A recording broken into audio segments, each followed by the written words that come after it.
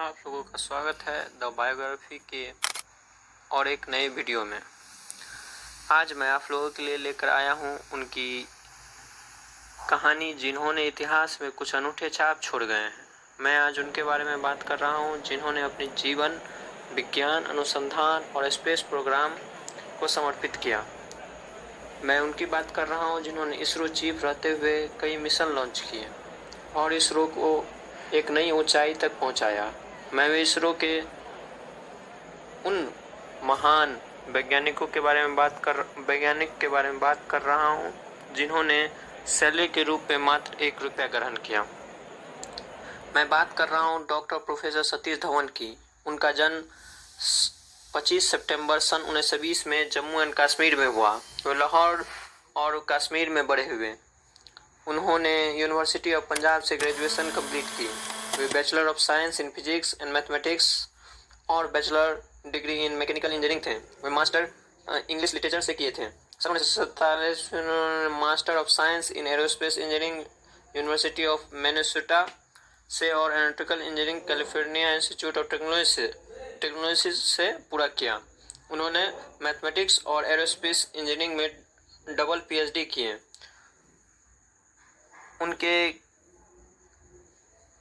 उनका विवाह नलिनी धवन से हुआ, जो कि पेशे से एक साइटोजेनेसिस्ट थी।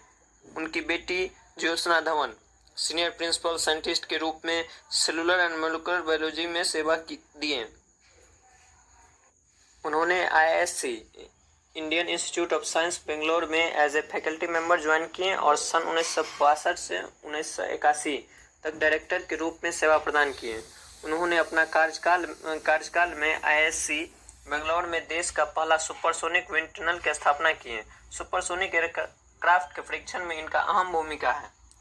सन 1971 में विक्रम साराभाई सर के अचानक गुजर जाने के बाद इंडियन स्पेस प्रोग्राम को आगे ले जाने की जिम्मेदारी इन्होंने संभाली। उस वक्त वे IISc के डायरेक्टर के रूप में कार्यरत थे, तो इसरो के हेडक्वार्टर को बेंगलुरु में शिफ्ट किया गया और उस वक्त बेंगलुरु में कई सारी साइंटिफिक लैबोरेटरीज और स्पेस प्रोग्राम में जरूरत होने वाली कंपोनेंट्स को बेंगलुरु में उपलब्ध कराया गया और आज बेंगलुरु सिलिकॉन वैली है। ये बनने तक के सफर में उनका एक अहम योगदान था।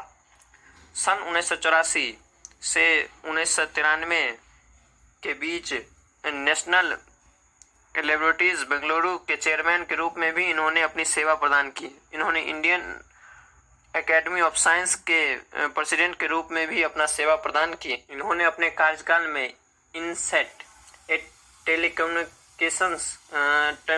Telecommunications satellite, IRS the Indian remote sensing satellite, PSLV polar satellite launch vehicle जैसे कई महत्वपूर्ण मिशन पे काम किए और इनके बदौलत भारत स्पेस रिसर्च में एक अहम भूमिका निभा रहा है। आज कई देश हमारे सैटेलाइट लॉन्च व्हीकल के द्वारा अपना सैटेलाइट स्पेस में भेजते हैं।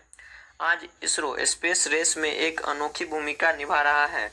मार्स मिशन की पहली बार में सक्सेसफुल हो जाना हो या मून पे रिसर्च, इसरो अपनी कामयाबी से देश को स्पेस रिसर्च में बहुत आगे लेके जाने का काम कर रही है। सतीश धवन ने डायरेक्ट मेजरमेंट्स ऑफ स्किन के ऊपर अपनी थीसिस भी दी हैं। वे बहुत सारे रिसर्च प्रोग्राम में भी शामिल थे, जैसे कि some properties of boundary layer following during the transition from laminar to turbulent motion and bird flight developments in fluid mechanics etc. और भी रिसर्च हैं। इनके योगदान के लिए इन्हें सन 1971 में पद्म भूषण, सन 1981 में Padma Vibhushan, distinguished alumnus award Indian Institute of Science, सन 1969 में distinguished alumnus award California Institute of Technology और सन 1999 में Indira Gandhi award for national integration जैसे कई महत्वपूर्ण अवार्ड से इन्हें नवाजा गया। कलाम साहब इन्हें अपना मेंटर मानते थे। कलाम साहब कहते हैं जब धवन साहब इसरो के चेयरमैन थे और कलाम साहब SLV-3 के मिशन डायरेक्टर थे। जब 1979 में SLV-3 मिशन को श्रीहरिकोटा से लॉन्च किया गया। सिस्टम में लीकेज के कारण मिशन फेल हो गया। उस दिन प्रेस कॉन्फ्रेंस में सतीश धवन ने कहा, dear friends, we have failed today. उन्होंने सारा इल्जाम खुद पे लिया और अपने साइंटिस्ट, टेक्नोलॉजिस्ट और स्टाफ को सपोर्ट किया ताकि next year they succeed in their mission. उन्होंने क्रिटिसिज्म को खुद झेला और नेक्स्ट ईयर 18 जुलाई 1980 को जब मिशन सक्सेसफुल रहा, Dhawan said, you go and conduct the press conference to Kalam. उन्होंने कलाम सर को प्रेस कॉन्फ्रेंस के लिए भेज दिया। This is leadership. Great leader सफलता खुद लेता है और सफलता अपने टीम को देता है। That is Satish Dhawan. His incredible personality by which we can learn the life lesson and our youth can inspire to know about his life journey and his dedication। जब एक दिन कलाम साहब साथ थे तो सतीश धवन ने कहा, कलाम साहब से कहा थी, कलाम साहब ने कहा, I am not dressed up right to meet PM। जब धवन ने कहा, your success define you, not your clothes. 3 जनवरी 2002 को बेंगलुरु में उन्होंने अपनी अंतिम सांस ली। इनके यादों में श्रीहरिकोटा, जो कि आंध्र प्रदेश में है, satellite launch vehicles, Sriharikota satellite launch vehicles का नाम सतीश धवन स्पेस सेंटर कर दिया गया। IIT रोपोर के department of mechanical engineering building को सतीश धवन ब्लॉक कर दिया गया। इनके अनूठे जीवन यात्रा को शब्दों में बयां करना मुश्किल है।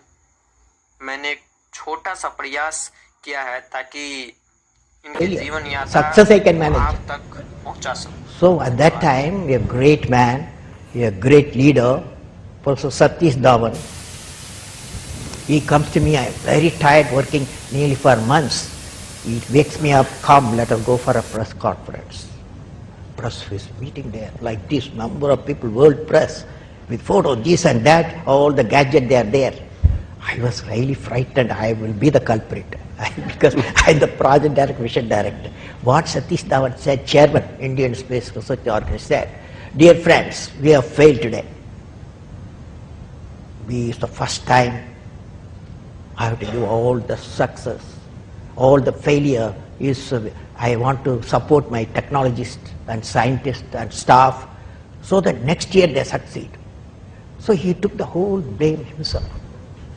And then media asked, you have put Bay of Bengal so many crores, you have put it like that, lot of criticism. He received the criticism, he assured them in a year we will succeed with our team, it's a very good team. Next year, here only interesting happened, next year, July 18th, 1980, when he succeeded, Professor Dhawan said, you go and conduct the press conference. Do you follow what this means? It means when the failure occurred, the leader took it up. When the success came, he gives to his team.